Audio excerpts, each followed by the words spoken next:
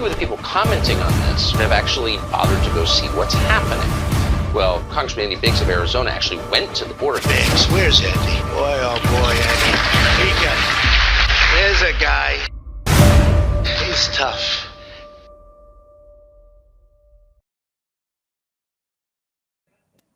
Hello, everyone. I'm Andy Biggs, Congressman from Arizona's 5th Congressional District. Welcome back to our semi-regular podcast, What's the Biggs Idea? I have with me, joining us today, one of my favorite journalists. And, you know, there's not a lot of them, but this particular journalist, I think she just does an absolute awesome job. I'm going to read a little bit about her. You know her. You love her. Sara Carter.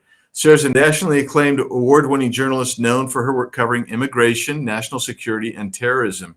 She hosts her own podcast called The Sara Carter Show. She's a contributor to Fox News. She writes for her website and is a co-founder of Border911.com. She previously worked for Sinclair News Group, LA News Group, The Blaze, Washington Times, Washington Examiner. She's authored exclusives for USA Today, U.S. News and World Report, and Arutz Shiva in Israel. She delivered frontline coverage of the wars in Afghanistan and Iraq. She's a two-time recipient of the National Headliner Award, and she's got more awards than you can shake a stick at. She's just she's awesome, and the topic that she and I have come to know each other about is this topic that both of us have been working on literally for years. And I know that when I was in the state legislature in Arizona, I worked on it for the entire time I was there. So I've been working on it for 2 decades, and Sara's not even that old, but she's been working on it for a significant period of time. Sara, thanks for coming on with me today. Oh, it's great to be on today. Thank you so much, Congressman, for having me on your show. And actually, it has been for me too, 2 decades of covering immigration on the southern border. And I tell you, never in my life would I have imagined when I started as a journalist and I began uncovering the loopholes in our laws as well as the porous southern border. I thought it was back then. Never in my life would I thought it would be this bad now, 20 years later, especially post September 11th, when you think our government would have common sense to do the right thing by securing our nation from enemies and adversaries that are still out there and want to get us. Yeah, it's rather amazing. Yeah, now you have a truck that's gone missing. Yes. Tell us all about that. Okay, so for the first time in my life, because I am not about buying new cars. I usually had used cars, I think my whole life, probably because I didn't have money when I was younger, right? So for the first time in my life, I thought, I'm going to buy a new truck. We're here in Texas. My husband and I decided we're going to purchase a new truck. We finished making our payments on our other car. We decided this is going to be it, the big deal. Go down, get this beautiful truck, pick it up, bring it home, have it for only a few months. And I live in a gated community now in Texas. I live in Hill Country, and there's a lot of communities out here. They're kind of big, but they're gated up and, pretty secure area that I live in, not high crime. But sadly, the cartels, and I didn't know this, and I'll tell you what happened to my truck really quickly, but the cartels have been eyeing trucks here in Texas, taking them back over the border for either for use or to sell or to take apart. Well, my truck was brand new. We had parked it in our driveway, literally a camera staring down on it in a gated community. And my truck became over the 19,000 vehicles in the last year that have been stolen in the San Antonio area, had become one of them. They came into the neighborhood. And I'll tell you why we know it's in Mexico. They came into the neighborhood at 2:58 in the morning. My tile on my truck pinged. And apparently, according to Chris Olivares and everybody I talked to, Texas DPS and law enforcement, they have the capability of charging and starting your car without the key. They have a system that allows them to, with a push button, because push button cars, keyless fobs, they can start the car and then get it out in the nick of time. Well, they also took down my cameras. The Wi-Fi. They somehow disrupted the Wi-Fi. So you can literally see me and my husband and the kids arriving home at night and then a moth flying around in the morning. I was like, with absolutely no truck. Oh my So how goodness. we know it's in Nuevo Laredo? They took it at 2:58. I tracked it on my little tile, which is like an AirPod, like a little air Right. tag, an air tag. And Mhm. I could see the car moving the entire route until they crossed the border around 5:58 in the morning, 6 a.m. in Nuevo Laredo. And then I was watching the cartel drive around. They went to the water park. Thanks, having fun in my brand new truck. They were at the water park, at the Agua Water Park in Nuevo Laredo. And then they were moving the truck around up and down a street. And I think at that point, they must have realized somehow as they were going through my glove box or something that I was tagging them, because then the tag got left on the street and it's been sitting in the same place for a while. What I thought was astonishing though is that there's over the story that I read, and I think it's much more than that, was that over 19,000 of vehicles, American vehicles, are stolen. Our insurance goes up, of course, when you get all these vehicles that are stolen. It interrupts your life. I'm grateful. It was a new truck. I had full coverage. I was able to get my money back on the truck. I did lose the payments that I had made on it.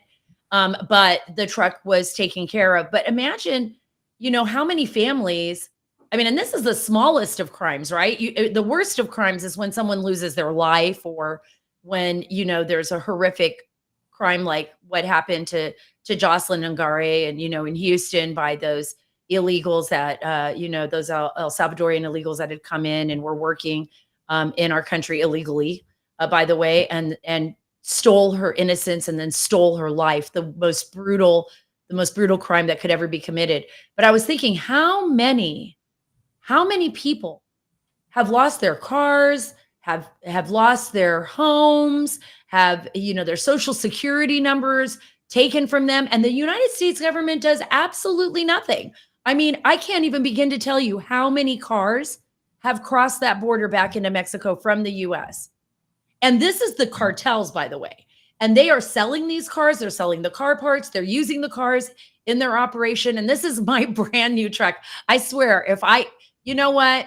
If Toyota wouldn't have locked up the thing, I would have been across the border. And I know, okay, all of you out there going to say, why'd Sarah buy a Toyota Tundra? Why? I'll tell you why. Because it's made here in San Antonio. It's American workers, and they build them right here in Texas.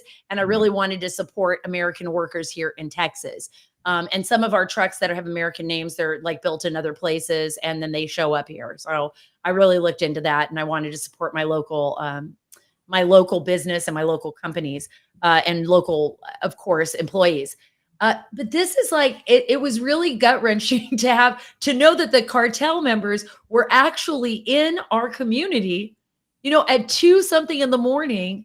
Oh, and before you go to the next question, I just got to say this so your audience hears this. So I was talking to the people over at the dealership about this and saying, I can't believe it. It was really kind of scary to know that these guys were up and around my house, and they were able to jam my Wi-Fi. Thank God nobody came into the house, because we're really trusting. My family, we're not checking every door and window, and, we're not like that. We're not that. Now we're a little different.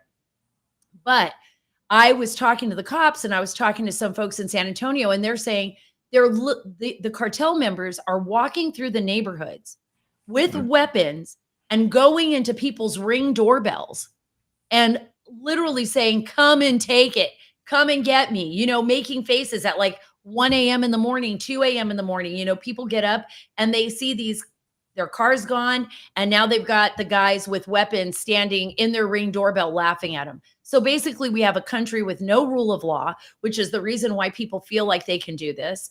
And, little crimes to big crimes. And we've seen what's happened across the country, from New York to Los Angeles to Texas to Ohio to just right outside of Springfield. I'm not going to bring it up. Yes, I am. The cat. Yes, The cat. yes, you I'm are. going to bring it up. I'm going to bring it up. The cat. And that's it. I'm just, and all of the other horrible things that are happening, because the executive branch of our government doesn't care about you or me. And they do not care about the people that are coming into this country. And they do not care about anyone in general, not future generations or our nation or the principles we were founded on. They only care about themselves. And I'll just leave it right there.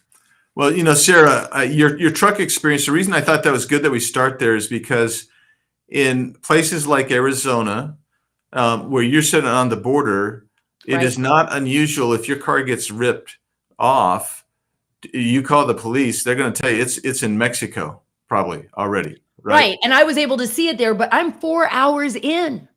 Yeah. I'm 3.5 to 4 hours in. So they had to drive that car 4 hours. They were scouring this neighborhood for a long time because, by the way, there were 3 cars stolen in my neighborhood, 3 trucks in this neighborhood. And the rest of the trucks had been rummaged through, like they went through other people's cars and stole whatever they could find in them. If you left a purse in there, if you left anything, they did it. They did it fast, so there were a lot of them. And that's it. You're right. Go on.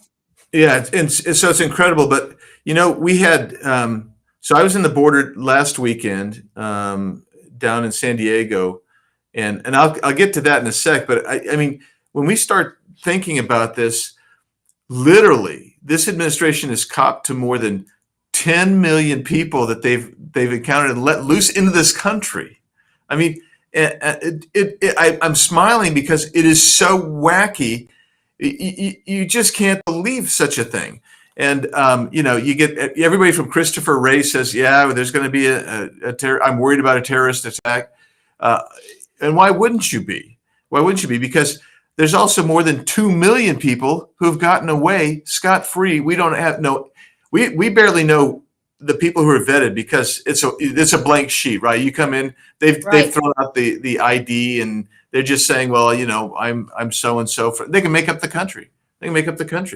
100%. And you brought up something very important. Christopher Wray sits there and he brings up, this, of course, this statement, it's not a matter of if, it's a matter of when. We've got all these terrorists in our country. The FBI is doing double time to try to find them, to try to locate them, try to collect any evidence whatsoever that could lead them to possible people. And what about all the known gotaways that we don't even know who they are? But the thing is, the FBI spent, and I'm not putting down FBI agents. I'm not doing that. But this is about the official policy, was targeting moms and dads at school board meetings, was targeting, people at Catholic Mass, Latin Mass, busy putting reports together on pronouns and going after our U.S. military, right? So, and saying that our military men and women, who are by far the greatest treasure next to our children in the United States of America, the greatest treasures,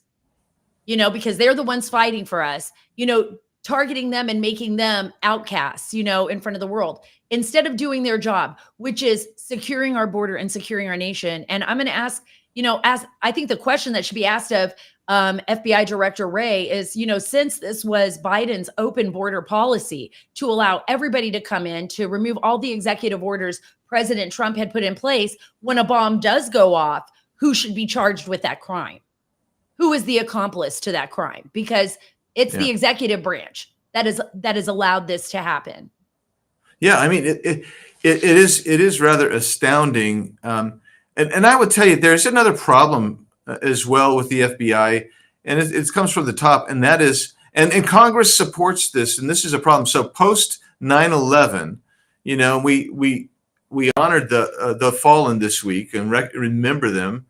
But post 9/11, when you had the reorganization of all the kind of the security structure and agencies and departments, the FBI beefed up a domestic terrorism unit, and they moved it off of other units that they probably should be at, right? I mean, that's really so. So they spend it domestic terrorism. And I'll just say the other thing that you're talking about is it is so much better and easier to stop and identify people at the border and deny them entry than try to find them afterwards, after they're lost in this.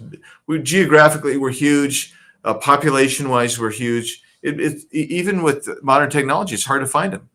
Yeah, it's and honestly, our border is like low-hanging fruit for terrorists and adversaries, right? I mean, they know exactly how they're going to manipulate our government because we have left it wide open. You talk about, the FBI and how we kind of reorganized all of our departments. We created Department of Homeland Security. We had a 9/11 commission. So many of our young people don't remember that now, right? Because it's been so Right. many years since, 2001. So they were born post, or they don't really have that same connection to 2001, September 11th that we have. I can tell you this, I've lived with it my whole life. My husband, I was just, talking about it. I did a post on X with my husband out fixing the deck. My husband's totally blind, for everybody out there who doesn't know. He lost his eyesight in Afghanistan in 2011 on Easter Sunday, fighting a terrorist. And, so every single day of my life and every single day of our lives, we remember what happened in 2001. We remember what happened during the wars in Afghanistan. We know why my husband went over there to fight. He went over there to fight so people could be free here at home. And to have a government, an executive branch, where we've literally lost our friends, where Brian and Nate, and I could go on and on and on, and there's some that we can't even talk about, where we've literally lost our friends who fought silently and valiantly, the silent heroes, on battlefields far from home, so that we could go to HEB and get our groceries and go to Safeway and, think about the TV and what we're going to watch tonight and make dinner and barbecues and do all those things that make America so amazing and wonderful.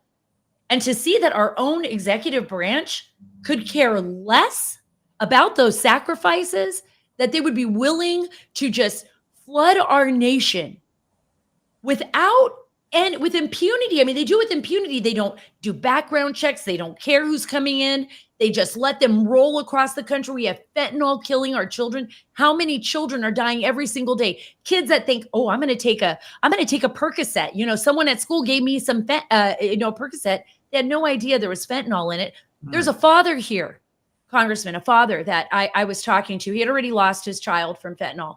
He got called by the Texas police. They said, hey, man, can you come over to this location? We have a father who just lost his daughter and her best friend in a sleepover at their house, 15 and 16 years old, because they got a pill at school they thought was a Xanax or something, and it was pure fentanyl, and they died. We are being murdered. Our children are being murdered. Our nation. And, at first, I laugh because, I can't help myself with those cat memes and everything. We were talking about that. But then you start thinking about it, and we started talking seriously about it before we got on the air. Like, it's not funny anymore.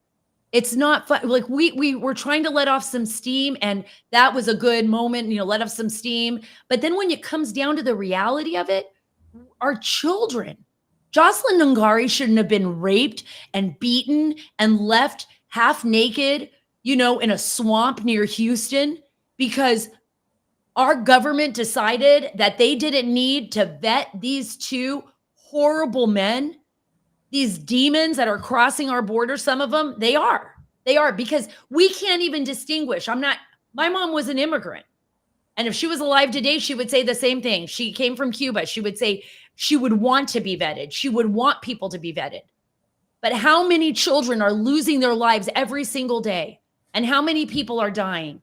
And my husband doesn't have his eyes. And his best friend, the last thing that he saw was a terrorist gun in his face. And he called in, I've been shot. And the terrorist shot him one more time and finished him off on a rooftop in Afghanistan, only to have President Biden and Kamala Harris, who is now somehow been reanointed, some kind of new persona, leave them and abandon our allies in Afghanistan the way they did, and turn over Bagram to China and say, oh, well, it's over. Guess what? There's 50 new terrorist hubs in Afghanistan right now. When we left, there were 9 training camps. Right now, according to my sources, there are 50 training camps in Afghanistan right now. So, back to Christopher Wray. He was right. We are going to get bombed, but guess who's going to pay the price? For everybody out there listening, you and I and Congressman Biggs, everybody who stood up to stop this, to fight this, we're going to be the ones that are going to pay the price. Our children are going to pay the price. Our children are going to pay the price. And I know because I spent 7 years back and forth, and I see some of this stuff on here, and I see back and forth, some people who agree, some people who disagree. I'm not lying. I saw it with my own eyes. I was on the front lines of that battlefield. I dealt with the Taliban. I dealt with the people that had been brutal and had done horrible things to even their own people, to the point where I saw some of the young women in hospitals and clinics in Afghanistan with self-immolation because they were so terrified of the Taliban and what they were going to make them do and who they were going to make them marry. So, this is a very real issue. The American people don't realize how lucky they have it until it's gone. And, the only thing I can hope for is that people use common sense and that they realize that those sacrifices, all those bodies in Arlington, all of the military that's been, that have lost their lives, that have been buried across this country, people that have given everything to keep this country free, that you honor them, and that you listen and don't play. Look at the facts. But, the Democrats say, don't believe your lying eyes. Don't believe your lying eyes. Yeah. I believe everything I'm seeing. Yes, it's pretty astounding to me, because Kamala and was the last person in the room to make the decision to go on the Afghanistan withdrawal. I mean, that she was. She was. She approved it. I mean, there's no dispute of that. I mean, that comes from both sides of the aisle. That's the reality. And there is no dispute that President Trump, when he met with the Taliban, and I see some people making comments about meeting with the Taliban, that he told the Taliban leader, I know this because I had Afghan people that are my sources in the room with him. And they told me way after, oh yeah, that absolutely happened, that they showed the Taliban leadership a picture of their house and said, if anything happens to one of our soldiers, if anything happens, we have a picture of your home. And believe me, they were willing to do it. Yeah, and the picture was indicative of control, and that's the problem. Okay, so I don't want to get into this broader discussion on foreign affairs, but I mean, if you want to get a broader discussion, you look at what was going on in the Middle East. Well, it was tamped down completely under Trump. Iran was basically tamped down. They weren't able to support the Houthis, Correct. Hamas, or Hezbollah. And that's why you were able to move the capital to Jerusalem. That's why you got the accords between places as diverse as Saudi Arabia and Israel. I mean, so you saw that bust out. Then you saw Russia literally, if people were to go back and look at the news, you could, and if you knew what you were looking at, you would find Putin actually setting up on the border of Ukraine multiple times, even under President Trump, to do ostensibly war games. I know personally as well, because of what was going on, that a phone conversation with Putin from Donald Trump immediately terminated those war games, and they moved him to another location, and it stabilized that relationship. The discussions that he had with Kim Jong-un, it is unmistakable that Kim Jong-un pulled back his development of nuclear weapons. Xi Jinping, his bellicosity that you see, the 120 sorties a day flying over Taiwan from China, the interruption of Japanese, Korean, and South China Sea littoral nations, that stopped. And when did it start again? As soon as Biden came into office, and as soon as they had that horrible withdrawal from Afghanistan, the dominoes all fell. Yeah, all fell across the globe. And so then you can also go into this notion on the border. So I tell this to people all the time, and you're familiar with it because you and I, we go to the border often. You go all over the country, all over South and Central America, more than the border czar Kamala Harris. She still, when she goes anywhere near the border, it's to the El Paso airport to suck down a margarita. But here's the deal. Here is what happened. In Yuma, Arizona, the Yuma sector. So the Yuma sector is a pretty good sized sector, actually. They had the total encounters last year, Trump's president, fewer than 8,600. 8,600 total encounters. When Joe Biden came in and issued executive orders getting rid of Title 42, getting rid of MPP, telling ICE that you're not going to be able to put your hands on and actually remove people who have removal orders that have gone through the process. What happened? Immediately, Yuma started seeing not 8,600 people in a year. They started seeing 8,600 people in a month. That's what happens when you have people who want to open the border and they don't know right from wrong. I mean, we could talk about inflationary policy. We could talk about rising costs, energy policy. But the bottom line is you and I were talking about the border, and the border remains a massive, massive problem. So what was it? It's our biggest problem. 175,000 encounters last month. That's not my numbers. That's the numbers from CBP and DHS. Every number I give you is DHS CBP reported. And guess what? They don't count the CBP One apps. And the bus just arrived yesterday all the way from the south part of Mexico on a CBP One bus ride all the way up, letting them off in South Texas. Well, they were transporting them from Tapachula in the south, right, all the way to our border, because they went on the Mexican National Institute of Migration posted a video that allowed that transport, which was so insane because of the emerging safe mobility corridor and all of that CBP One app. I mean, that's why people are coming into our country. So now they're just illegally, now we're actually assisting them in the illegal transportation of human beings, by the way, which we have roughly 500,000, I believe, unaccompanied minors that have come into the country since Biden took office. Yes, it's over 500,000. That's right. It's over 500,000. Yeah. And we've literally misplaced, if you look at how they word it, over 300,000.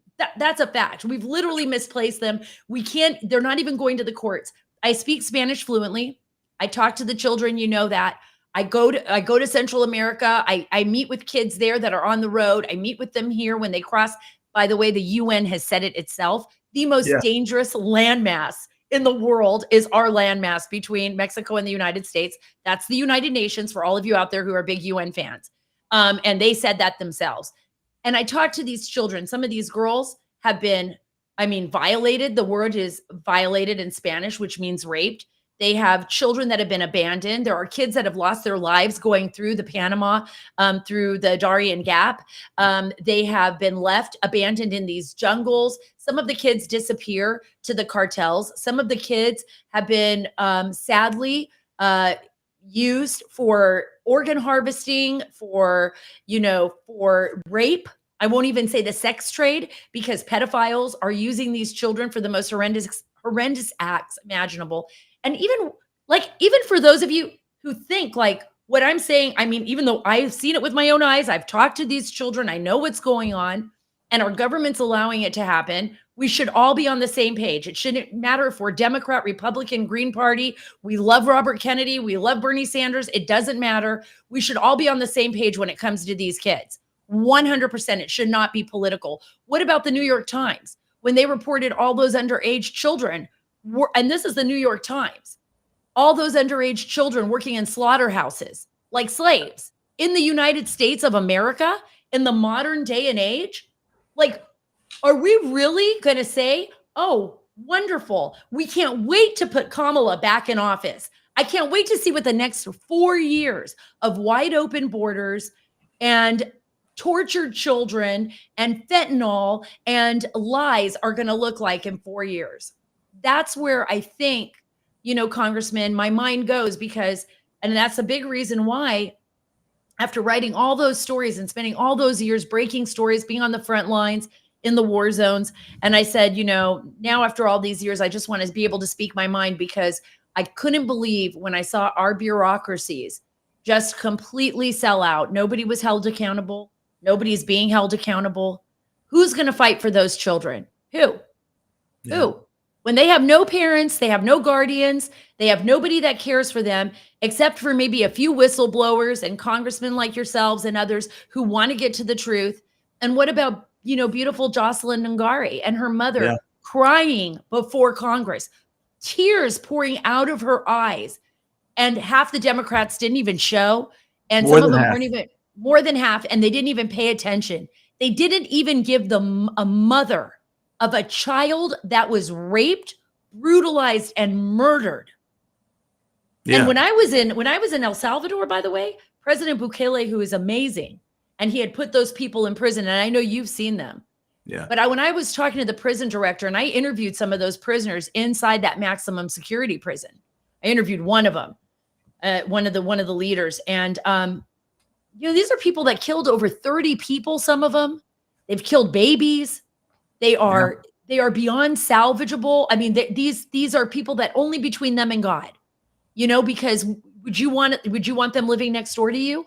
And so we wonder when we don't vet the people coming across our border, and when we have high crimes, breaking out in our cities, like in New York City and Chicago and in other places, and our children dying.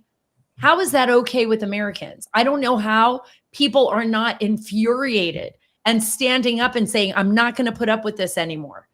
Because if they think they're going to escape this, they're not. We are not.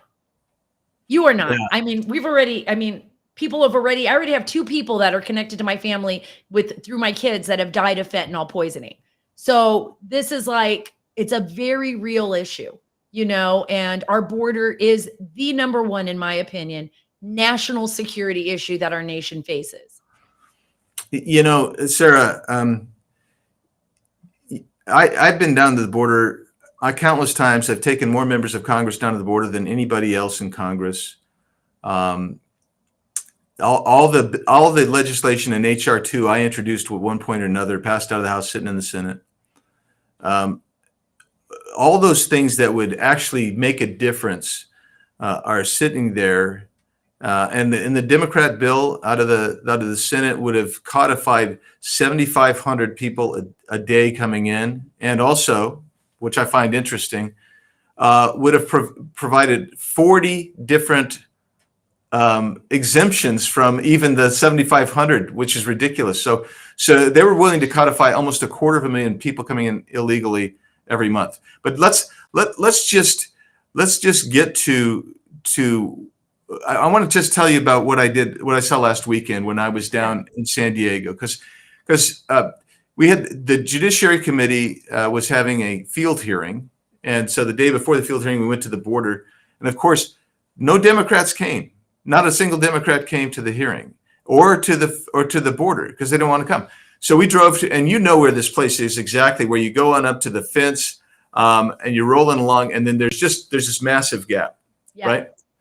And I tell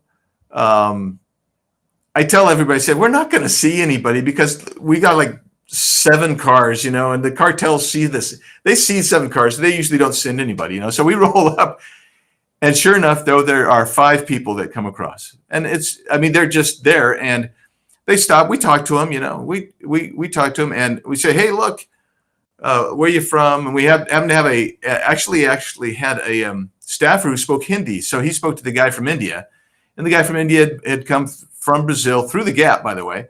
And he had been given legal status in Brazil, but then decided it was so easy to get through our side now. So he came on up. But the other 2, you had the 2 from Guatemala. You had the dad and his 15-year-old daughter, ostensible 15-year-old daughter. Mm-hmm. Then you had the mom and the 8-year-old daughter from Colombia. And we asked them, so where are you guys going? And how much? They all 5 of them met in Tijuana at a hotel. Coyote put them together so he could deliver them at that particular location at that particular time. Now, we won't don't have time to get into why cartels do that, but that's what they did. They each paid $5,000, not the Indian guy, but the Guatemalan and the Colombian pair. They each paid $5,000 per person, so it was $10,000. That was $20,000. So we asked them where you got the money and where they were going. So the lady going from Colombia said her prima had sent the money, and she's going to New Jersey. Said prima is your cousin, so it's her female cousins, and they sent it. And she's asked what she's going to do. She's just going to do some menial jobs. She said she didn't use the word menial, but it's just going to be housekeeping, that type of thing. We asked the other guy where he's going. He says, I'm going to Phoenix, Arizona. And I got the money from my brother who's in Phoenix. And I said, well, what are you going to do? I mean, I live in Phoenix, what are you going to do? He says, landscaping. Now I want you to think about what must be there, because the $10,000 that his brother gave him. And we asked him, well, who did you leave behind? We asked him, both of them, who did you leave behind? I can't remember what she said, but he said, I left my wife and my 7 younger children in Guatemala. Right. And that is not unusual. It's not unusual. Well, that's not unusual. And that's what happened in El Salvador to so many children, right? And in different places like Guatemala and Honduras, when men left the family, or even mothers. There was a great story that was written many, many years ago. Los Angeles Times did a phenomenal piece on it. It was by Sonia Nazario, actually, in the LA Times, called Enrique's Journey. And she traced back the steps of a child that had come searching for his mother to America because she had left him, and then she never returned. And, so a lot of the mothers that I talk to that are here, they'll be like, oh, my kid's at the border. I'll find them at the border. I'll call the moms. Sometimes they're 13, 15, 14 years old, and they have not seen their parents or seen a mother or a father. They're being raised by a grandmother. So the gangs recruit them. They're raised on the streets. They're living in poverty.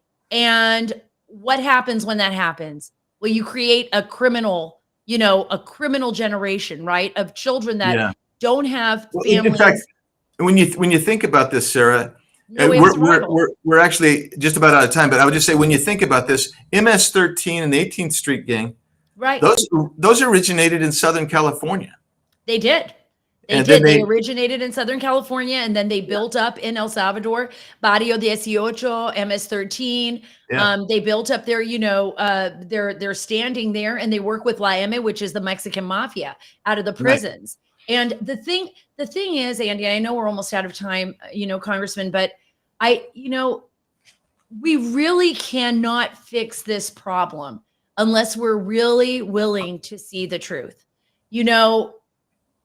I'm not sitting here telling, and I know, we're both talking about what we have witnessed and what we have experienced in our own lives. I've spent 20 years of my life covering this. And what I have seen is, sometimes I don't wish on anyone, but the truth is the truth. And, the only way we can solve a problem is by disinfectant, by putting light on it. And some people just don't want to see that. Well, as Americans, it's our duty. It's our duty. And once you get through that, once you shine the light on it, then we can work together. We can say, okay, we both see that there's a problem here. Let's figure out a way to resolve this problem together, because we're supposed to be fighting on the same team. Yeah. I mean, it's kind of like, so I think of Henry Cuellar and Vicente Gonzalez, who both served with me on the Border Cartel Task Force with Dan Crenshaw. And, those guys get it. They live right on the border, and right.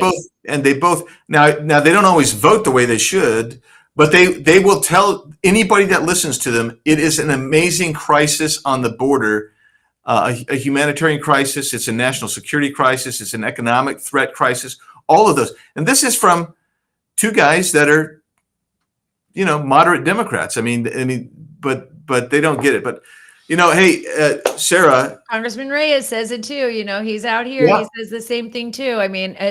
All of the Dems that are on the border too, that live here, that are Democrats, and some of them have switched over because they see what's happening in their own communities. And it's really devastating. And, I just pray that we can find a solution before it's too late, before someone actually gets away with doing the worst. It's already dangerous now, and I fear it's going to get worse. But absolutely. Sarah, you are truly one of my favorite journalists, and there's probably a single hand I could count on of journalists. But I appreciate all you do. I appreciate you taking time out with us today. Don't ever let the trollers on my podcast get there. There's like one guy, and he registers under. Oh yeah, I know. I see him. I know. It's it's okay. I get it. I don't ever worry about those guys, because the vast majority of people who watch us, They understand the truth. They want the truth. And so I say to you, God bless you. God bless your husband and your family. And, in the end, I pray and hope that God will not withhold his blessings from this great country, because this is the last best hope on earth. I will just tell you that. So Absolutely. From your mouth to God's ears. Thank you so much, Congressman, for having me on the show. And God bless all your listeners and even the trolls and those who are watching. absolutely. I mean, they particularly, I always believe that they're the ones who particularly need blessings. So